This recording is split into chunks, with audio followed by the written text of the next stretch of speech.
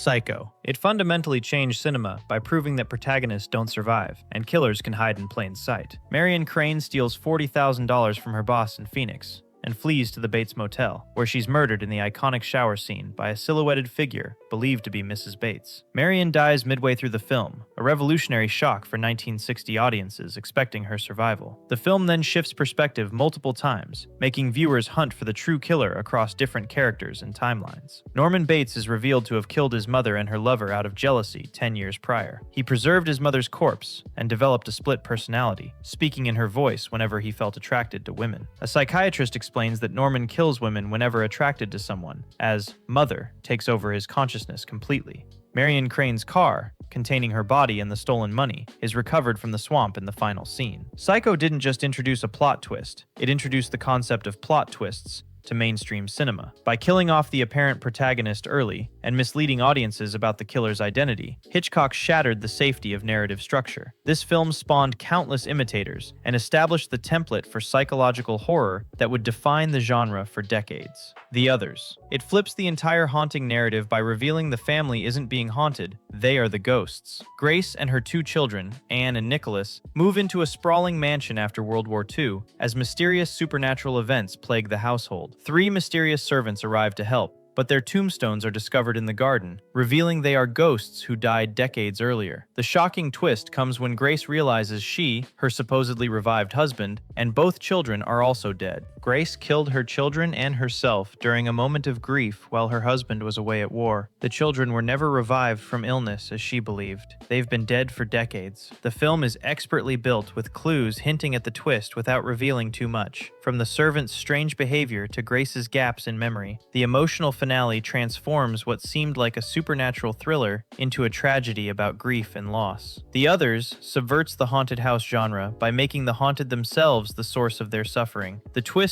doesn't just shock, it recontextualizes every scene viewed before it, turning moments of supernatural horror into intimate psychological tragedy about a mother unable to accept what she's done.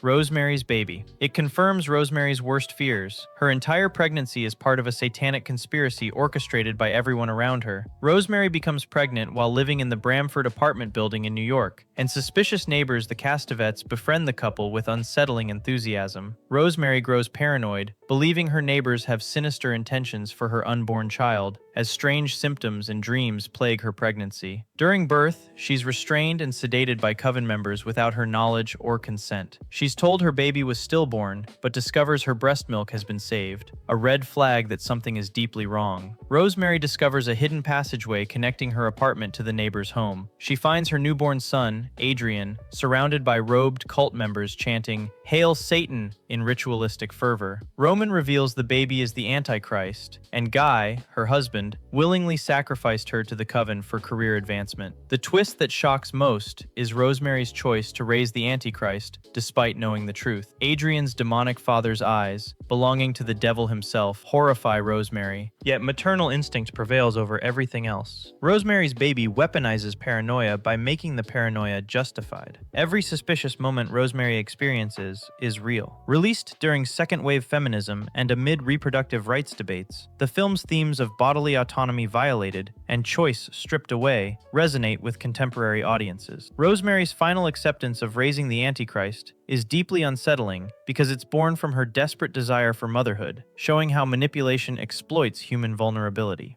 Halloween. It ends with the terrifying realization that the shape cannot be stopped. Michael Myers survives 6 gunshots and vanishes into the night. Dr. Loomis fires 6 bullets into Michael Myers at point-blank range, and Michael falls from a balcony after being shot. But when the body is examined moments later, Michael has disappeared completely. The final scenes show Michael breathing heavily in the background as the camera pans across familiar locations throughout Haddonfield. Nowhere is safe. The killer is still out there. The ending establishes that some evil can't be killed, only contained temporarily before it returns. Halloween's twist isn't a revelation, but a refusal of closure. By letting Michael survive, Carpenter created an unkillable monster archetype that influenced every slasher film that followed. The ambiguity of his survival, whether he's supernatural or inhumanly strong, adds to the dread and made Michael Myers an enduring icon of horror. Friday the 13th. It subverts slasher expectations with two shocking reveals. The killer is Jason's mother, and then Jason himself emerges from the lake. Camp counselors are murdered throughout the film by an unseen killer stalking the grounds of Camp Crystal Lake. Pamela Voorhees, a former camp cook, is revealed as the killer in the final act. She's been murdering counselors for revenge because her son Jason drowned approximately 23 years prior in 1957 due to counselor negligence while they were engaged in intimate activities. Final girl Alice Hardy corners and kills Pamela with an axe after a brutal confrontation. As Alice rests in a canoe on the lake believing the nightmare is over, a decomposed hand suddenly emerges from the water. Young Jason pulls Alice into the water in the dream sequence, or nightmare, that defined the franchise and established its mythology. This moment established Jason as the true icon, not his mother. The scene became iconic as the undead child claiming his revenge. The dual twist of killer reveal followed by Jason's emergence created the franchise's foundation. Audiences expected closure with Pamela's death, but instead got the unsettling image of a child's corpse seeking vengeance. The ambiguity of whether it's real or Alice's nightmare trauma extends the horror beyond the film's runtime. The Wicker Man. It delivers one of cinema's most devastating twists by revealing that the missing girl was never the target. The righteous detective himself is the chosen sacrifice. Sergeant Neil Howie, a devout Christian, travels to the Scottish island of Summerisle to investigate a missing girl named Rowan Morrison. The island practices pagan rituals and fertility rites, completely rejecting Christianity in favor of ancient beliefs. Howie discovers that crops have failed for the first time in generations, threatening the island's survival. He finds Rowan is alive and being prepared as a sacrifice to appease the pagan gods. The shocking turn comes when Rowan leads him willingly into a trap. Lord Summerisle reveals Howie is the actual intended sacrifice all along. Howie meets all 4 divine requirements for the perfect sacrifice. He came of his own free will, possesses the power of a king by representing law enforcement. He is a virgin, maintaining his purity, and he is a fool for being deceived so thoroughly. Howie is locked inside a massive wicker effigy as the islanders set it ablaze. As he burns, the villagers sing joyfully, believing the sacrifice ensures their harvest will return. His final prayers to a silent God go unanswered.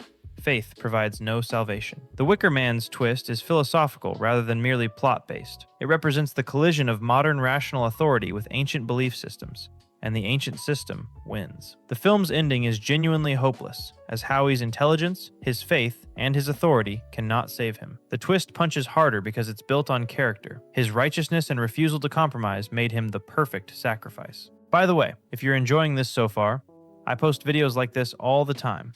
Subscribing would really help out. Night of the Living Dead. It ends with a gut punch that's more socially devastating than any supernatural threat. The sole survivor is shot dead by the militia meant to save him. Ben, a black man, is the only competent, rational survivor, barricaded in a farmhouse against undead hordes throughout the night. He outthinks, outfights, and outsurvives every threat the night throws at him. By morning, armed militia and police arrive to dispatch remaining zombies and restore order. As Ben emerges from the cellar alive, armed with a gun, and clearly human, the militia shoots him on sight. His body is casually thrown onto a bonfire with the zombie corpses. The final images show his corpse burning, indistinguishable from the undead. No explanation, no recognition of his humanity, no accountability for his death. The film released during the civil rights era, adding devastating racial subtext to the ending. Night of the Living Dead's twist isn't a plot revelation, it's social commentary disguised as horror. In a world being overrun by the undead, racism persists. Ben survives the supernatural apocalypse, only to be destroyed by human indifference and prejudice. The twist reframes the entire film as the real horror isn't zombies, it's society itself. This ending established Romero's films as socio-political allegories, influencing horror's capacity for social critique for generations. The Sixth Sense. It delivered the twist that defined modern horror cinema. The therapist helping a psychic child has been dead the entire film. Child psychologist Malcolm Crowe works with Cole Sear, who whispers the famous line, "I see dead people." Malcolm bonds with Cole, helping him accept his supernatural ability to communicate with spirits. Throughout the film, Malcolm's marriage crumbles as his wife Anna ignores him, talks in her sleep, and avoids him completely. The twist is revealed in the final minutes when Malcolm never wears his wedding ring. Malcolm's wedding ring drops from Anna's hand, and Malcolm realizes it's not on his finger where it should be. He recalls Cole's advice about the dead. Dead people only see what they want to see. Malcolm has been dead since Vincent Gray shot him in the opening scene, months before the film's events actually unfold. His entire therapeutic relationship with Cole was Malcolm helping himself accept death. The Sixth Sense's twist works because it recontextualizes every scene retroactively. Viewers realize Malcolm's wife wasn't ignoring him maliciously, she was grieving. His desperation to save Cole was really his desperation to accept his own death. The twist is both shocking and emotionally resonant. It proved that twists could deepen thematic meaning rather than just confuse audiences.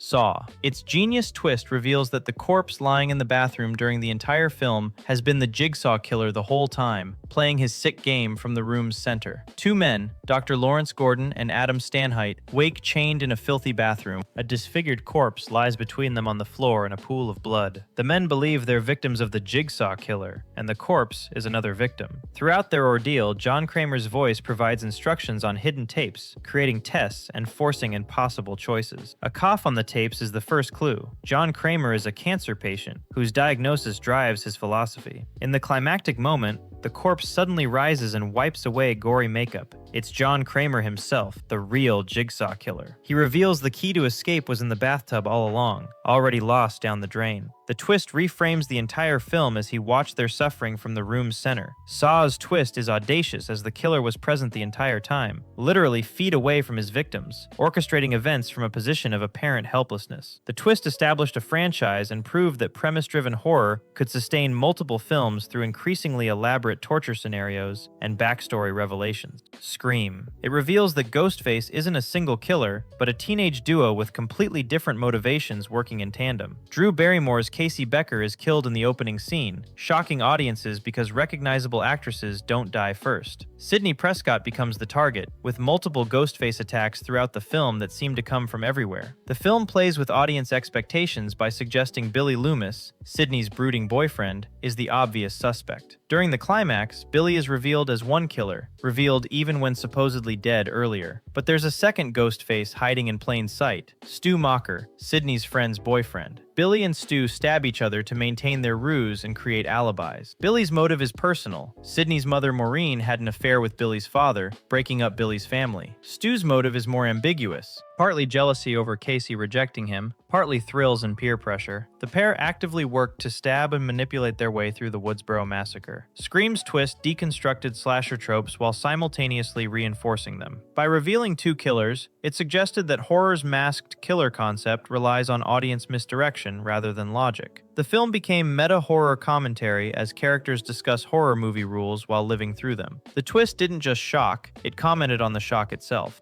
Orphan. It presents a seemingly innocent adoption that transforms into terror when the new daughter reveals herself to be a 33-year-old woman with dwarfism who has been murdering families for years. Kate and John adopt a quiet, well-mannered 9-year-old girl named Esther from St. Marina Orphanage. Esther displays unsettling behavior including advanced knowledge of adult topics, jealousy of John's attention, and violent outbursts toward the biological children. Kate suspects Esther of abusing her biological children, but John dismisses her concerns. Esther breaks her own arm and blames Kate, fracturing the marriage. Sister Abigail warns that tragedies follow Esther everywhere, including a house fire that killed her previous adoptive family. Kate investigates and discovers Esther came from the Sarn Institute, a psychiatric facility, not an orphanage. The shocking reveal comes when Esther is actually Lena Klammer, a 33-year-old Estonian woman with proportional dwarfism. She's been posing as a child for years, targeting adoptive fathers with predatory intent. The twist is based on the true story of Barbora Skrylova. Orphan's twist trades on audience assumptions about vulnerability and size. Viewers accept Esther as a child because she looks like one, creating cognitive dissonance when the truth emerges. The twist isn't just a plot surprise, it's a violation of audience perception. The film's basis in reality adds unsettling weight to the horror.